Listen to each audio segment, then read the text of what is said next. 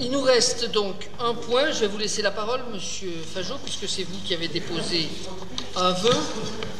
Sinon, je la donne à Monsieur Chassot s'il veut présenter le vœu, mais non, allez. On pourra peut-être vous faire la réponse. On va détendre un peu, mais donc c'est un vœu que nous vous présentons ce soir concernant le rétablissement de l'abattement général à la base. Alors pourquoi ce vœu? Pour deux raisons. Première raison, c'est que si vous souhaitiez l'adopter, ce que je ne pense pas, puisqu'on a eu la réponse, mais si vous souhaitiez l'adopter, il fallait le faire avant le 1er octobre, parce que tout changement au niveau des abattements généraux à la base doivent être pris avant le 1er octobre pour un effet en 2017. Qu'on se comprenne bien, ce n'est pas pour la taxe d'habitation 2016 qui est déjà bien sûr largement dans les tuyaux. Je ne sais même pas si on ne l'a pas reçu, on a reçu le foncier je crois, mais peut-être pas la taxe d'habitation. La deuxième raison, monsieur le maire, c'est parce que je garde les archives et dans le Dauphiné libéré, sans faire de publicité, du 24 novembre 2015, vous déclariez: je n'ai pas été élu pour augmenter les impôts. Bon, jusque-là, pas mal. L'objectif que nous nous sommes fixés, c'est de parvenir à rendre aux Chambériens au moins une partie de ce qu'on vient de leur prendre avant la fin du mandat. Voilà. Alors la question, je vais lire le vœu après, mais ma question est simple. Quand comptez-vous rendre une partie aux Chambériens? C'est dans cet esprit-là que on vous tendait un peu la perche, en disant il faudrait peut-être rendre un peu, parce que les Chambériens qui nous écoutent, qui nous voient aussi, mais enfin qui nous écoutent, comprennent bien, c'est qu'il y a eu 2 millions de prélevés avec la fin de l'abattement général à la base en 2015. Il y en a 2 millions là, cette année, quand on va recevoir les feuilles, et si vous refusez ce vœu, il y aura encore 2 millions en 2017. Ça fera 6 millions qui auront été prélevés de fiscalité supplémentaire en mettant fin à l'abattement général à la base.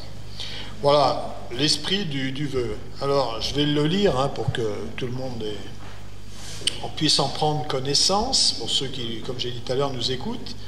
Votre majorité a supprimé dès 2014 l'abattement général à la base de 15% appliqué jusqu'alors à la taxe d'habitation de chaque foyer fiscal. Suite à cette décision combinée à l'augmentation du taux d'imposition, les Chambériens ont en définitive subi une hausse de 23% en moyenne de leur taxe d'habitation. Cette mesure a également conduit à ce qu'un certain nombre de familles, les plus défavorisées en premier lieu, soient imposées. Vous aviez justifié votre décision par le rétablissement des finances de la ville et la réduction de son endettement. L'examen des comptes de la ville au 31 décembre 2014, 4,785 millions d'euros d'excédent. Et au 31 décembre 2015, 8,364 millions d'euros d'excédent, faisant apparaître un excédent de fonctionnement important. Nous proposons au Conseil municipal de remettre un peu de justice sociale en rétablissant un abattement général à la base. Nous proposons que pour l'année 2007, il soit de 15%. Les finances de la ville peuvent supporter cet effort financier déjà payé par les Chambériens en 2015 et en 2016. J'anticipe un peu, mais comme vous avez le versement de la fiscalité locale, je peux mettre 2016 dedans. Voilà notre vœu. Et nous le présentons évidemment à l'ensemble du conseil municipal. Très bien, merci Monsieur Fajot. Vous avez vous-même rappelé tout à l'heure ce qu'était votre ancienne activité professionnelle. Et donc je ne vais pas vous faire l'affront de vous rappeler que l'excédent de fonctionnement sert à alimenter l'autofinancement de l'investissement. Il est heureux qu'une commune dégage en fonctionnement du positif pour payer de l'investissement, parce que ce qu'elle paye de manière directe, elle ne l'emprunte pas. Vous l'avez rappelé, la ville a été amenée à devoir rechercher des recettes nouvelles, compte tenu de la situation financière dans laquelle nous l'avons trouvée, l'endettement pharaonique, les dettes toxiques, la sous-évaluation de certains postes de fonctionnement. Je rappelle qu'il manquait 1 million au CCAS que nous avons dû rajouter.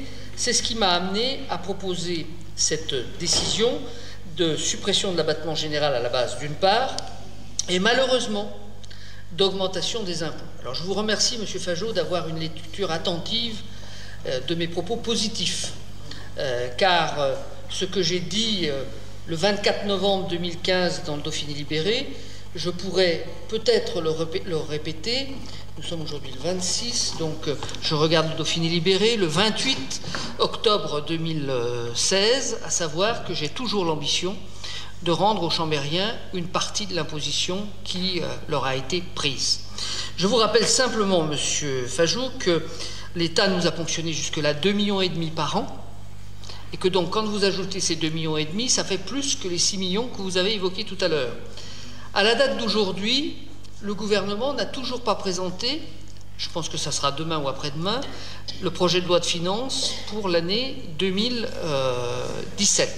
On a aujourd'hui des bribes sur un certain nombre de choses. Or, c'est le projet de loi de finances qui va nous permettre de connaître comment la déclaration que le président de la République a faite devant le Congrès des maires de France au mois de juin, de ralentissement dans la diminution des dotations de l'État aux collectivités locales, sera réellement attribuée.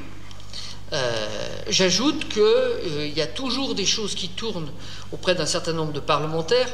Or, nous sommes dans un régime où le Parlement a son mot à dire concernant l'évolution de la DGF, puisque j'entends au sein de la majorité des voix qui ne sont pas toutes dans le même sens concernant l'évolution de la DGF. On sait bien que la répartition actuelle, où il faut avoir plusieurs machines à calculer alignées les unes à côté des autres pour arriver à comprendre comment une commune touche une somme, n'est pas très juste. Mais d'année en année, quel que soit le gouvernement, on a ajouté des trucs supplémentaires à la formule. Donc il y a une velléité de rebattre les cartes de la DGF. Certains disent que c'est reporté, d'autres disent qu'il y aura quand même des modifications dans le budget de 2017. Dans certaines simulations que nous avions eues l'année dernière, avant que la réforme soit abandonnée, la ville de Chambéry était plutôt gagnante, à l'inverse de l'agglo qui était grosse ou grande perdante. Donc tant qu'on n'a pas le cadre financier qui va nous permettre d'arrêter le budget 2017, je ne peux pas me permettre, et la majorité ne peut pas se permettre de prendre un risque de ne pas être en mesure de boucler le budget. Donc ce que je vous redis, c'est que si le montage du budget 2017 le permet, eh bien oui, dès le budget 2017, je voudrais pouvoir revenir en arrière sur les taux d'imposition. Voilà. Par conséquent, j'invite la majorité à ne pas approuver le vœu que vous nous avez soumis, que je vais donc soumettre aux voix. Donc, quels sont ceux qui sont pour le vœu présenté par M. Fajot? Il y a 10 voix. Quels sont ceux qui sont contre?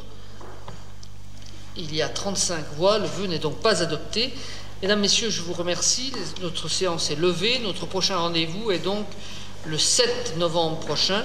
Vous avez reçu une modification de l'agenda puisqu'il est apparu nécessaire d'ajouter une séance du Conseil municipal le 25 novembre et de décaler celle qui était prévue le 12 décembre au 19 décembre. Bonne soirée à tous.